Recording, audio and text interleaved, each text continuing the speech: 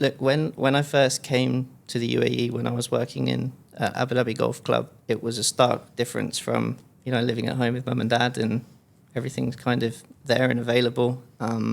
We lived in a shared apartment block. My first apartment was a 3-bedroom and there was probably like 12 of us, I would say. We were in a room of 4 people each, and most of the guys that I lived with were from the Philippines. So I spent every day working with them. We got the bus together to work at 4 a.m. and got the bus home at midnight sometimes.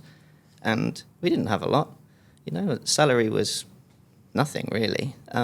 But if one of us did have something, then we'd go out and we'd buy some food and we'd buy a couple of bottles of drink and we'd get together in the evenings and have a great time together in the lounge.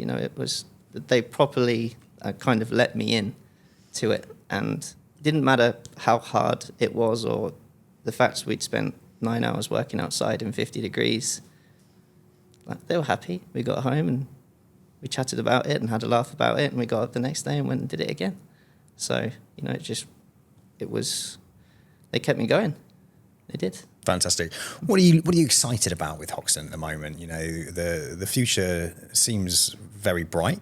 I know that I'm very motivated to be here, and I look forward to the next 5 years of pushing forward with this business and meeting those ambitious targets of 5 billion by 2027. So, what are you most excited about on both on a personal level in a career development phase, but also what we're doing in the industry, what we're doing in the profession?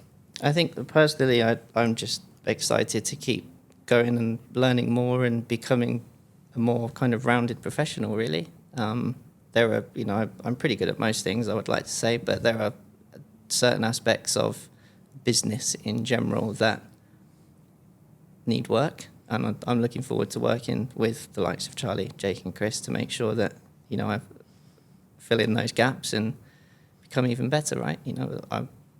I want to replace Charlie and I want him to be doing something else. And at the same time, I'm excited to bring people that are underneath me up, together as well. Yeah. I mean, you sit there and there's 40 people and I can pick out 5 or 6 now that I know would make great team leaders or, project managers, business analysts. I want to make sure that they've got the tools to support me underneath as I go up as well.